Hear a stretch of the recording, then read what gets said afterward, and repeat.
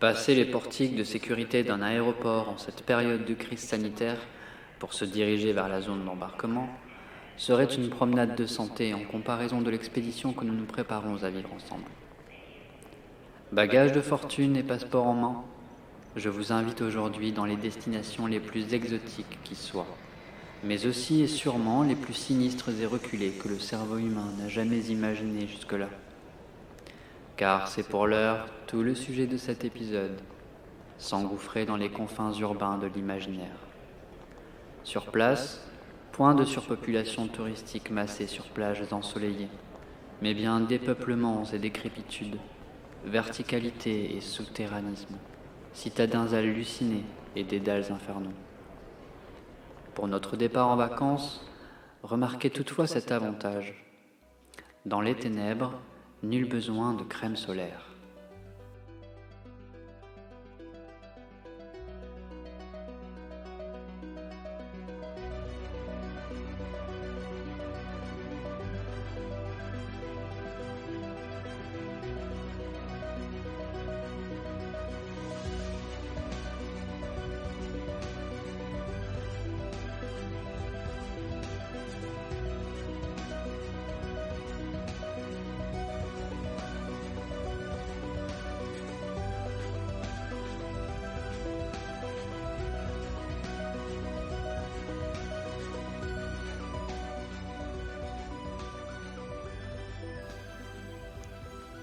Bonjour à toutes et à tous et bienvenue sur les courbes graciles.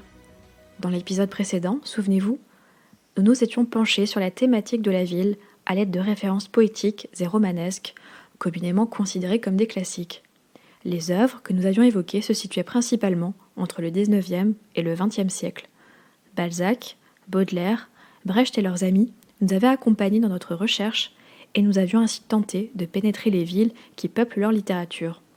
Hostile ou fascinante, la ville restait néanmoins dans le giron du réel. Une réflexion s'est toutefois imposée à moi. Comment rendre compte de la ville sans explorer les littératures de l'imaginaire, lieu de liberté littéraire totale ? J'ai donc décidé de sortir de ma zone de confort et de prendre mon bâton de pèlerin pour explorer des horizons inconnus pour moi. On se retrouve donc aujourd'hui pour un nouvel épisode, consacré cette fois aux villes imaginaires. Pour ce faire, et peut-être aussi pour vous aider à choisir votre prochaine destination de vacances, qui sait, je vous propose de naviguer à travers mon guide touristique des plus belles villes littéraires à visiter. Bien évidemment, oubliez Paris, Berlin ou Bruxelles, et venez visiter Médiane, la Monade Sancerre, Macon Heights ou encore Arkham. Je vous préviens tout de suite, entre villes souterraines, verticales, dystopiques et autres joyeusetés, vous n'aurez plus que l'embarras du choix.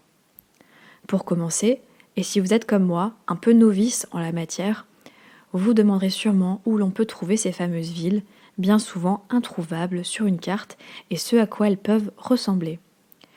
Eh bien, nous les trouverons dans cette vaste catégorie qu'on appelle les littératures de l'imaginaire. C'est un ensemble de genres littéraires qui ont pour point commun de faire évoluer le récit dans un univers entièrement façonné par leur auteur.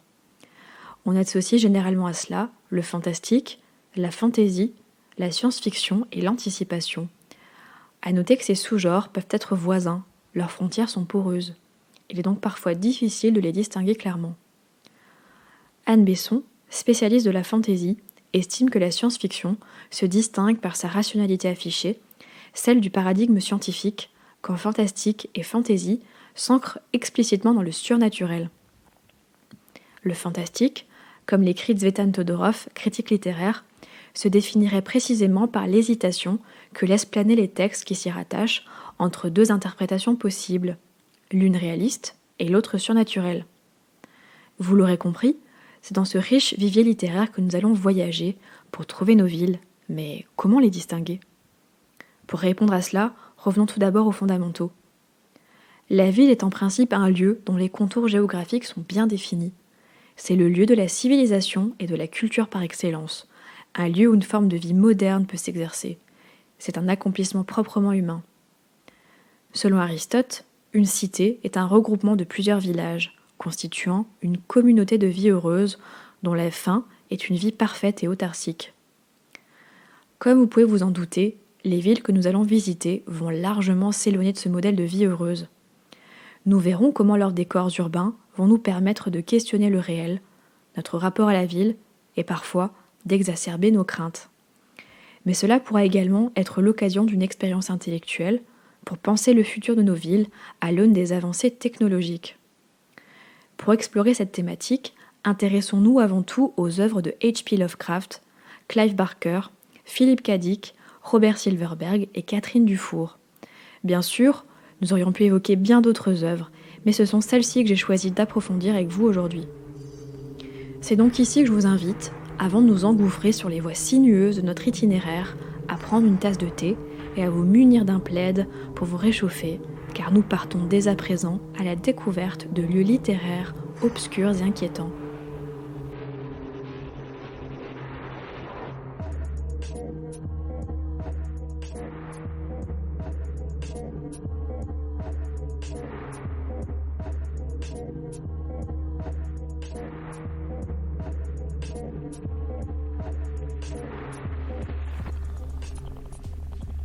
Nous allons commencer notre périple par la visite des villes qui présentent une apparence de réalité dans l'univers de l'écrivain américain Howard Philip Lovecraft. La majeure partie de ces récits s'inscrivent dans une cartographie connue et identifiée, avec des villes souvent situées en Nouvelle-Angleterre, la ville natale de l'auteur, qu'il appréciait tout particulièrement. On y retrouve notamment Boston, Providence et Salem, des villes qu'il a bien connues et qu'il décrit avec précision. À cela s'ajoute un réseau secondaire de lieux entièrement fictifs, tels que Arkham ou Dunwich, pour ne citer qu'eux. On sent que le décor urbain est l'endroit où l'auteur cristallise véritablement les angoisses et les tensions. À la lecture de certaines de ses œuvres, comme Celui qui hantait les ténèbres ou la musique d'Eric Zann, on constate qu'il a tendance à scinder l'espace urbain en deux, avec d'un côté les quartiers propres et sains, et de l'autre les quartiers inquiétants, corrompus et infréquentables, composés de maisons bizarroïdes où les passants se font secrètement surveiller. Malgré ce côté angoissant, ces quartiers conservent bien souvent une apparence de neutralité. C'est souvent à la tombée de la nuit qu'ils se métamorphosent et deviennent menaçants. Ils deviennent alors la voie d'accès vers une autre réalité. Confidentielle et ineffable, c'est-à-dire qu'on ne peut pas exprimer par des paroles. On accède généralement à ces lieux grâce à des trappes, des caves humides ou des escaliers biscornus. On constate une forme de brouillage, caractéristique de l'univers de Lovecraft. Le réel disparaît peu à peu, sans prévenir, jusqu'à devenir flou. C'est le cas notamment dans la nouvelle fantastique Celui qui hantait les ténèbres, publiée en 1936 dans la revue pulp Weird Tales, un genre de magazine bon marché et populaire aux États-Unis pendant la première moitié du XXe siècle. Dans cette nouvelle de Lovecraft, on retrouve la ville de Providence, que l'on a évoquée tout à l'heure, qui contient principalement deux quartiers, l'un historique, préservé, culturellement riche, et l'autre répugnant, mal fréquenté et composé de minorités. On retrouve bien entendu ici les préoccupations xénophobes de l'auteur.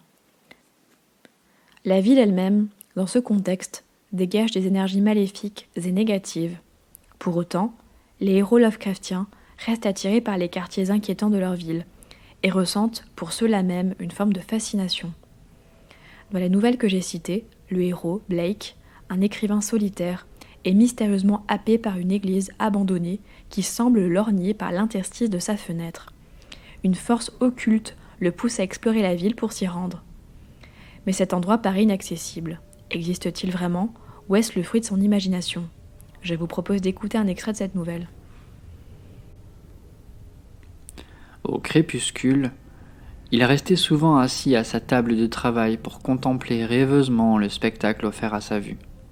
Les tours sombres de Memorial Hall, le beffroi du palais de justice, la hauteur spectrale de Federal Hill, qui stimulait si fort son imagination. Ses voisins lui avaient appris que c'était un quartier italien, et de temps à autre, il braquait ses jumelles de campagne sur cet univers lointain en se demandant quel mystère il pouvait bien renfermer. Il avait l'impression de regarder un monde fabuleux, très différent du nôtre, semblable à ceux de ses nouvelles et de ses tableaux. Une énorme église aux murs sombres exerçait sur lui une attraction particulière. Elle se détachait très nettement à certaines heures de la journée, et, au crépuscule, le grand clocher pointu dressait sa masse noire sur le ciel flamboyant. Elle devait être bâtie sur une élévation de terrain, car sa façade et son côté nord dominaient hardiment l'enchevêtrement des toits qui l'entouraient. D'un aspect très austère, elle semblait être construite en pierre. Elle appartenait au style néo-gothique et devait dater de 1810 ou 1815. À mesure que les mois s'écoulaient, Blake contemplait avec un intérêt toujours croissant cette construction rébarbative. Les fenêtres n'étant jamais éclairées, il en avait conclu que l'église devait être désaffectée. Plus il la regardait, plus son imagination s'échauffait et lui inspirait des conceptions bizarres. Il en vint à croire qu'une aura de désolation planait sur ce lieu, si bien que même les pigeons et les hirondelles évitaient son toit enfumé. Il consigna dans son journal que de grands vols d'oiseaux entouraient tous les autres clochers de la ville, à l'exception de celui-là. Au printemps, Blake fut en proie à une agitation profonde. Il avait commencé un roman basé sur une prétendue survivance du culte des sorcières dans le Maine, mais il était incapable d'en continuer la rédaction. Il s'absorbait de plus en plus dans la contemplation du farouche clocher dont s'écartaient les oiseaux, et restait aveugle à la beauté des feuilles délicates nouvellement écloses sur les arbres du jardin. C'est alors que lui vint pour la première fois l'idée de traverser la ville pour gravir la pente fabuleuse menant à ce monde de rêve. À la fin avril, peu de temps avant la date de la nuit de Walpurgis, Blake se mit en route vers l'inconnu. Après avoir parcouru les rues et les places de la ville basse, il arriva enfin à l'avenue montante, bordée de perrons de pierre usée, de porches doriques affaissés et de coupoles de verre encrassées, qui devaient le conduire au terme de son expédition. Bientôt, il remarqua les visages basanés des passants et les enseignes en langues étrangères au-dessus des boutiques. Il ne put trouver nulle part les objets qu'il avait discernés de loin grâce à ses jumelles, et il en vint à se demander, une fois de plus, si Federal Hill n'appartenait pas au domaine des rêves. De temps en temps apparaissait la façade lépreuse d'une église ou d'un clocher croulant, mais il ne voyait jamais la noire bâtisse qu'il cherchait. Il demanda à un commerçant où se trouvait une grande église de pierre. L'homme répondit en souriant qu'il n'en avait jamais entendu parler. À mesure que Blake montait, le labyrinthe des ruelles devenait de plus en plus étrange. Soudain, un clocher noir se détacha sur le ciel nuageux à sa gauche. Blake comprit qu'il touchait au but et se plongea dans le labyrinthe de ruelles sordides partant de l'avenue. Chez Lovecraft, le décor urbain est profondément ambivalent. C'est au départ le foyer du personnage principal, un endroit où il se sent bien, mais c'est aussi l'endroit où il fera l'expérience de l'occulte. Cela correspond à ce qui est caché et qui ne se révélera qu'au prix de certains sacrifices. Un tel domaine n'est bien sûr réservé qu'aux initiés. Ici, Blake s'intéresse à la survivance du culte des sorcières dans sa région, pour le livre qu'il écrit. Décidant d'explorer la ville, il va s'enfoncer dans un véritable cauchemar et courir à sa perte. Déambuler dans une ville façonnée par Lovecraft n'a donc rien d'une partie de plaisir. Alors à présent, dépêchons-nous de fuir ce lugubre dédale, car si dans la nuit, tous les chats sont gris, chez Lovecraft, tout mène à la folie.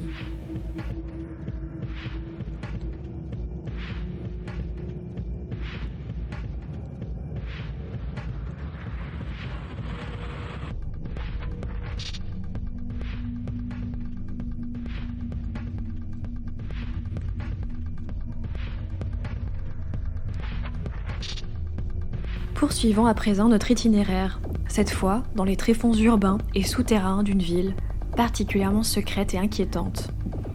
Cette ville se trouve dans le roman Cabal, publié en 1988 par l'auteur américain Clive Barker, que vous connaissez peut-être pour son roman Hellraiser, également adapté au cinéma.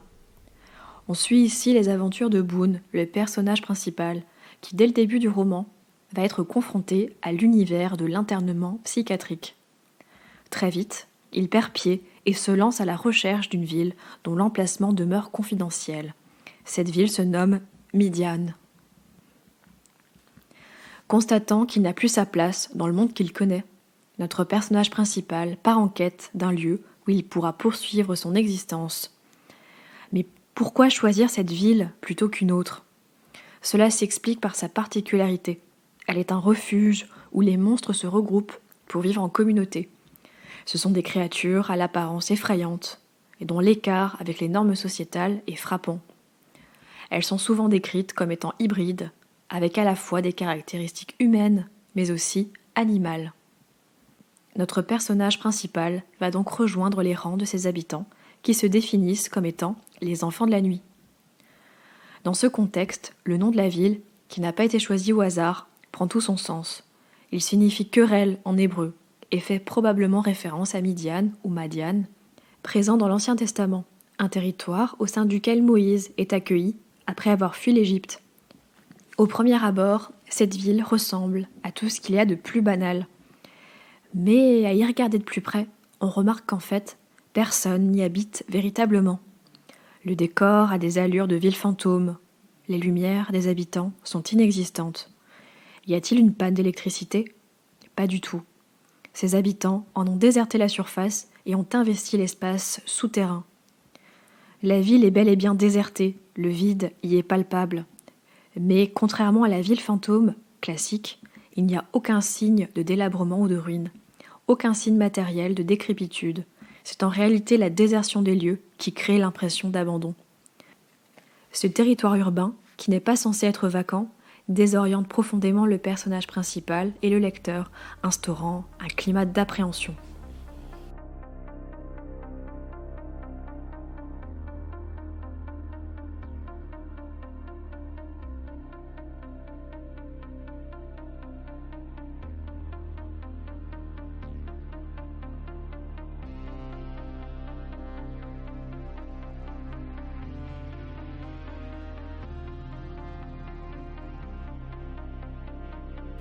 Après cette escale monstrueuse, je vous propose d'arpenter les rues désertes de la ville de San Francisco, décrite par Philip K. Dick dans son roman « Les androïdes rêvent-ils de moutons électriques », publié en 1966 et renommé Blade Runner après le succès de son adaptation au cinéma.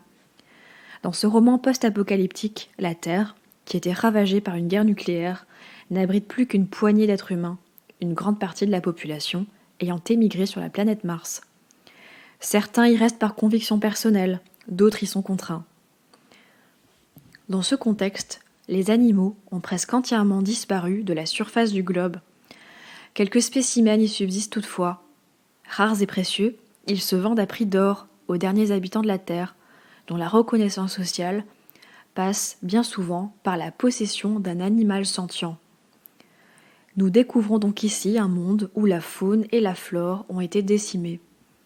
L'univers de K. Dick, qui se rapproche d'une écofiction apocalyptique, encourage ici le lecteur à se questionner sur le modèle de développement sociétal le plus souhaitable. En particulier parce que la catastrophe ayant mené à la destruction de l'environnement est non seulement d'origine humaine, mais surtout, elle relève de la responsabilité collective. C'est l'inconscience humaine qui est ici dénoncée. Pour faciliter le processus de colonisation de Mars, des androïdes ont été mis au point et offerts à chaque migrant. Le héros de ce récit traque sur Terre certains androïdes, les Nexus 6, qui se sont illégalement échappés de la planète Mars et qui se font passer pour des êtres humains.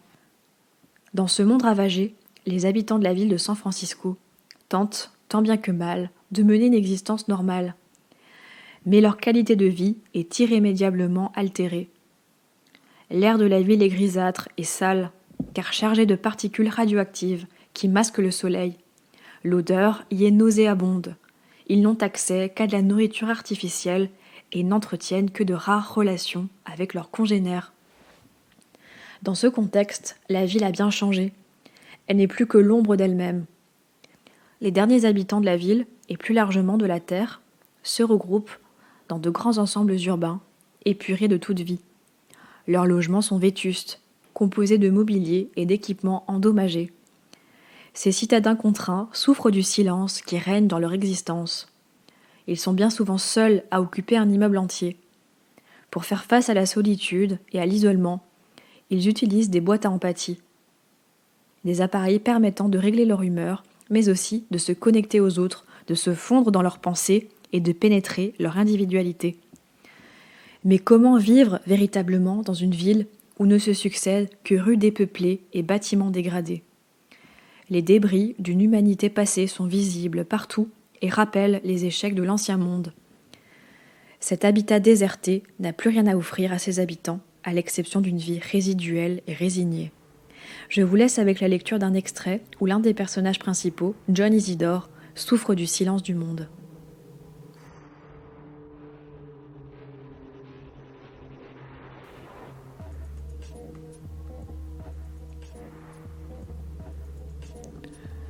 Silence.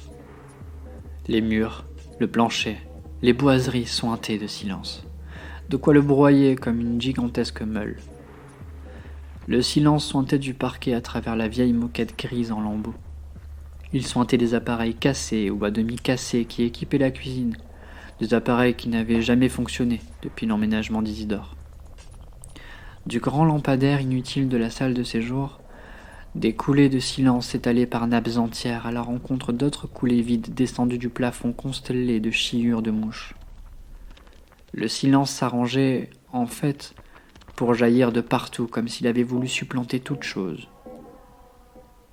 Ainsi ne se lançait-il pas seulement à l'assaut des oreilles d'Isidore, mais encore de ses yeux. Debout devant son récepteur de télé inerte, il eut soudain le sentiment que le silence était visible et aussi, mais à sa manière, vivant. Vivant. Ce n'était pas la première fois, loin de là, qu'il ressentait cette austère approche. Le silence entrait alors par effraction, avec violence, sans aucune subtilité, incapable, à l'évidence, de la moindre patience. Le silence du monde ne pouvait plus retenir sa soif de tout engloutir. Plus maintenant. Maintenant qu'il avait presque partie gagnée.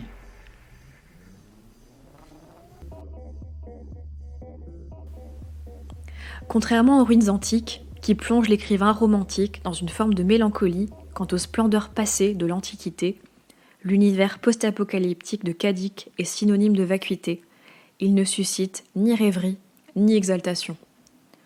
Dans ce roman, la ville est un lieu où s'installe l'imprésence, telle que théorisée par le philosophe français Jacques Derrida. Cela correspond à l'être sans présence, composé de vestiges qui rappellent ce qui n'est plus. On sent que Cadic aime bien jouer avec cette thématique. Elle est d'ailleurs au cœur d'une de ses nouvelles, Le banlieusard, The Commuter en anglais. Littéralement, celui qui fait de longs trajets quotidiens entre chez lui et son travail. On retrouve dans cette nouvelle un certain Ernest Critchett, un employé qui prend le train quotidiennement pour se rendre sur son lieu de travail et qui souhaite renouveler son abonnement habituel au guichet de la gare. L'employé ferroviaire qui le renseigne se voit alors contraint de lui annoncer que sa ville, Macon Heights, n'existe en réalité sur aucune carte et n'est desservie par aucun train. Il part alors à la recherche de cette mystérieuse ville.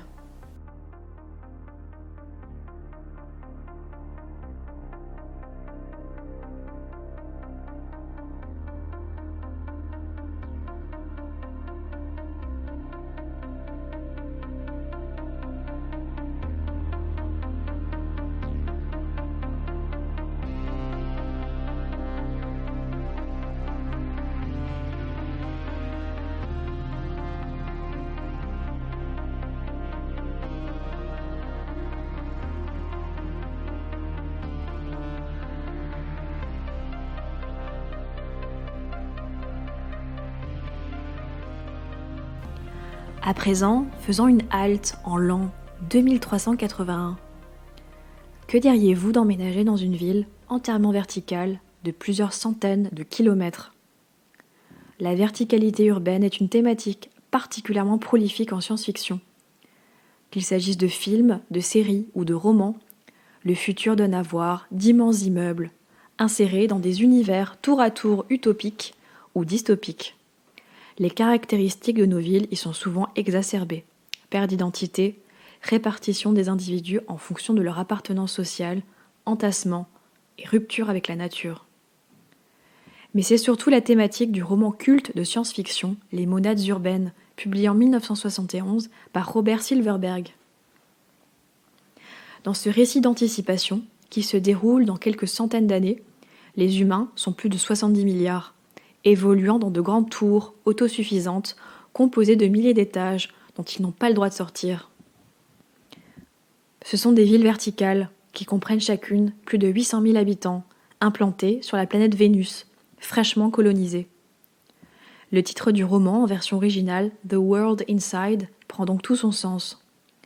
L'auteur imagine un futur où une importante famine a conduit les sociétés à se réorganiser en libérant l'ensemble des terres agricoles, obligeant les populations à se regrouper dans des villes verticales.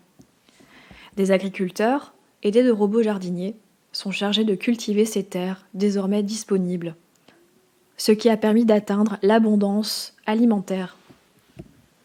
Les monades, aussi appelées constellations urbaines, sont divisées en plusieurs étages ou niveaux, respectivement dédiés à des catégories de population, décideurs, penseurs, ouvriers.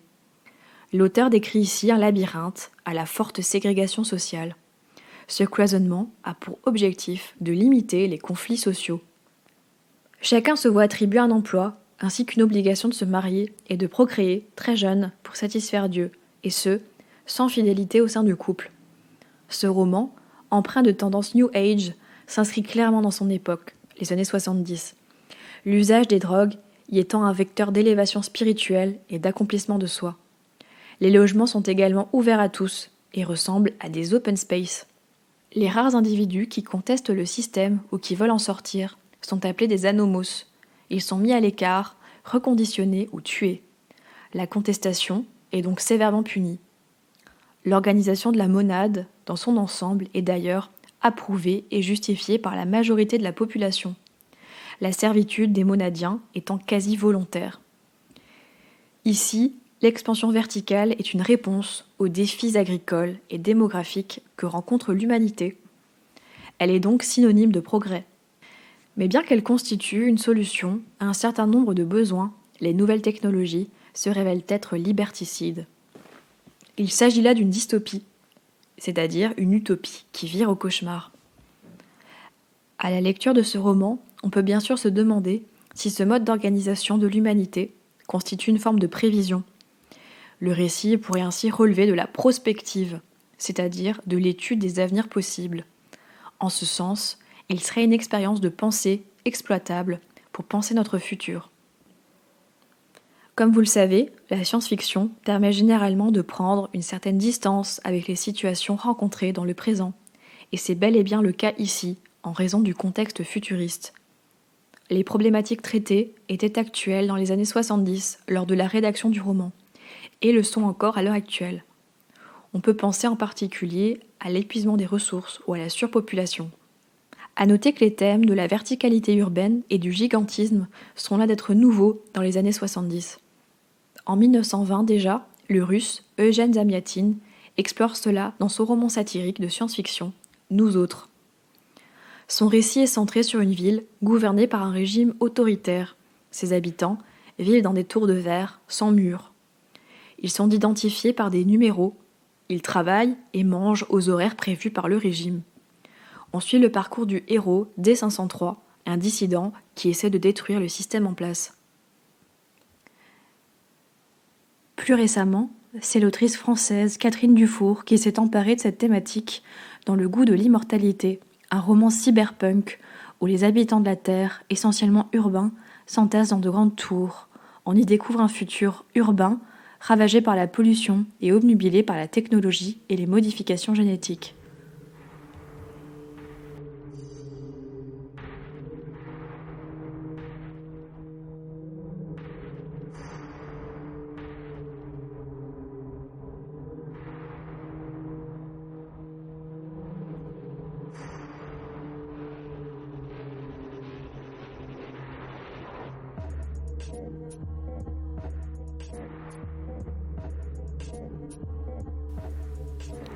Notre voyage urbain s'achève ici. Des cités verticales gigantesques, aux souterrains inquiétants, nous avons visité plusieurs villes littéraires profondément différentes les unes des autres. Notre monde, majoritairement urbain, questionne. Il était donc normal que la littérature se soit emparée de cette thématique. À la lumière des œuvres que nous avons évoquées, on peut constater que la ville, qui est un thème récurrent des littératures de l'imaginaire, a différentes fonctions. Elle peut être le point d'ancrage du fantastique, le lieu précis où se révèlent les phénomènes occultes pour un héros curieux, en quête de compréhension. Il en résulte généralement la destruction et l'aliénation.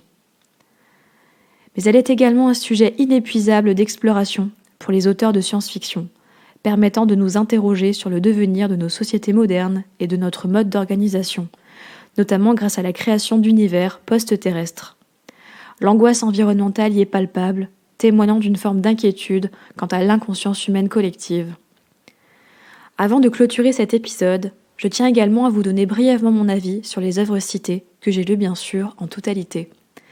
J'ai eu un énorme coup de cœur pour le roman de Philippe Cadic, Les androïdes rêvent-ils de moutons électriques, qui n'a pour ainsi dire pas grand-chose à voir avec son adaptation cinématographique de 1982. Dépaysement, suspense et humour caustique sont au rendez-vous dans ce thriller d'anticipation. De même pour les nouvelles du même auteur que j'ai lues pour préparer cet épisode. J'ai également apprécié Cabal de Clive Barker pour son rythme soutenu et son côté kitsch et outrancier par moments. J'ai été toutefois déçue par mes lectures de Lovecraft, mais je vais quand même persister et lire d'autres nouvelles de cet auteur pour me faire une idée plus globale de son œuvre. Pour finir, j'ai apprécié le concept des monades urbaines de Robert Silverberg, mais je l'ai trouvé particulièrement daté et un peu trop ancré dans son époque.